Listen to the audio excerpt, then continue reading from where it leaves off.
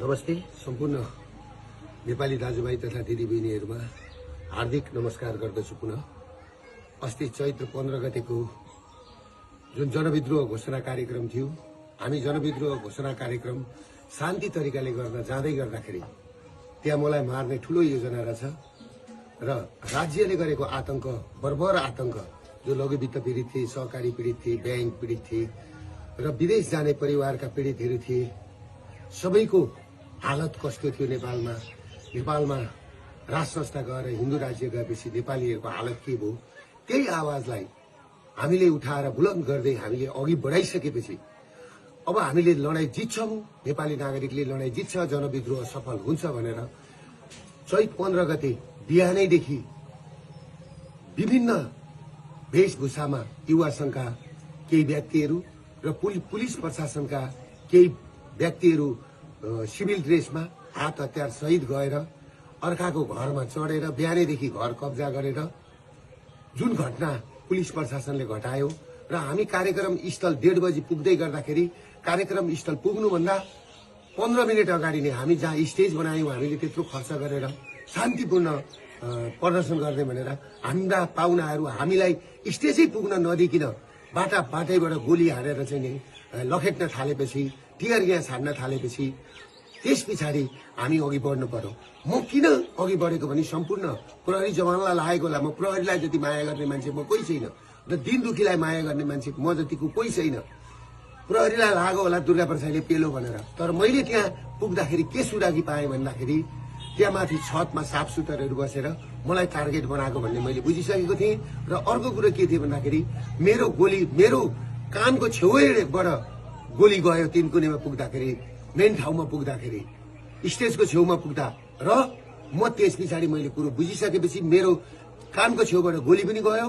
फेरि अर्को कुरा के भन्दाखेरि तपाईहरुको मेरै गाडीमा आएर टियर ग्यास खसिसकेपछि त्यस पछाडि म उत्रेर मेरो ड्राइभरलाई निकालेर म आफै गाडी चलाएर यिनीहरूले मलाई मार्दै रहेछन् र यिनीहरूले मलाई कि त थुन्नु पर्यो, गुन्जालो जो पेरुको गुन्जालो बनाउने, या त बनाएर मलाई कि त थुन्नु पर्यो कि त मार्ने षड्यन्त्र गरेको मैले बुझिसकेपछि मेरो अन्त काहीँ उपाय नभएर म पुलिसको ब्यारिकेड तोडेर सुरक्षित स्तरतिर म पुगेको थिएँ र म पुगेको हुँ र मैले पुलिसलाई चित्त दुखाउने काम मैले गरेका छैन। आम सर्वसाधारणलाई म के भन्छु भने तपाईहरुले देख्नु भएको छ राज्य आतंक कसरी अघि बढिरहेछ। किनभने माओवादीको उसमा चाहिँ 3000 जति मान्छे आए अनि मान्छे आएनन् भनेर हाम्रा मान्छे बढी हुन्छन्। काठमाडौँमा हाम्रो त्यो दिन मान्छे 5 लाख मान्छे उत्रिदै थिए। हाम्रो पलङ्कीको मास आउन दिएन, हाम्रो गौशालाको मास आउन दिएन, हाम्रो बसपाको मास आउन दिएन। सबै जुलुसलाई बाटोमै रोकेर सुरुमै कार्यक्रम स्थल हामी पुग्नुभन्दा 15 मिनट अगाडिदेखि नै रणभूमि जस्तो बनाएको थियो। त्यसले गर्दाखेरि कुन नेपाली दाजुभाइ दिदीबहिनीहरूको आँखाबाट आँसु झर्दैन, कसको ब्लड खुन ताप्दैन। त्यसले गर्दाखेरि म आफू सुरक्षित हुन सुरक्षाकर्मीको घेरा तोडेर भित्र पसेको सुरक्षाकर्मीलाई म के भन्न चाहन्छु भने तपाईहरु प्रति मेरो कुनै लक्षित दुश्मनी होइन, तपाईहरु राज्यको संयन्त्र हो। तपाईहरुलाई पर्न गएको चोटमा म क्षमा चाहन्छु। तर एउटा कुरो के छ भन्दाखेरि दुर्गा प्रसाद तपाईहरुबाट टाढा छैन र केही साथीहरु, केही 12 भाइ मिडियाहरु मेरो पछाडि हात धोएर लागेका छन्।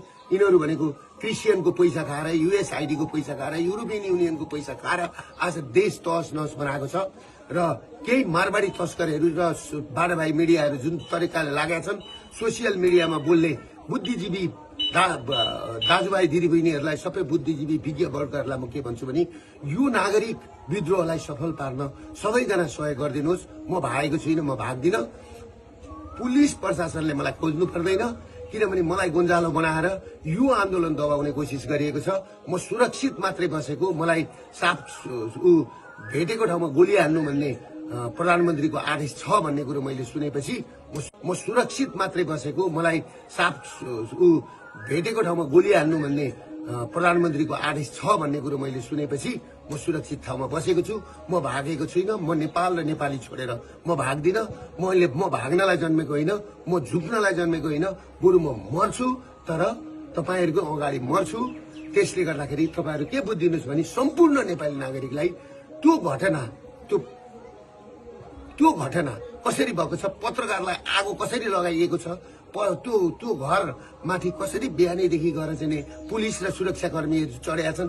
र अर्को कुरो के छ भने हाम्रो अभियानले म फिल्ड कमान्डर, म कमान्डर हुँदै हुँदाखेरि मेरो मुखबाट सुन्नुभयो तपाईँहरूले चाहिँ सुनेको छ, फलानु आगो लगा, फलानु घर आगो लगा, गोली हान भनेर। मैले त्यहाँ भनेको छु गोली एयरपोर्ट कब्जा गरौँ, संसद भवन कब्जा गरौँ, मान्छेका घरमा आगो लगाउने तोडफोड गर्ने काम नगर साथीभाइ हो भनेर मैले भनेको छु।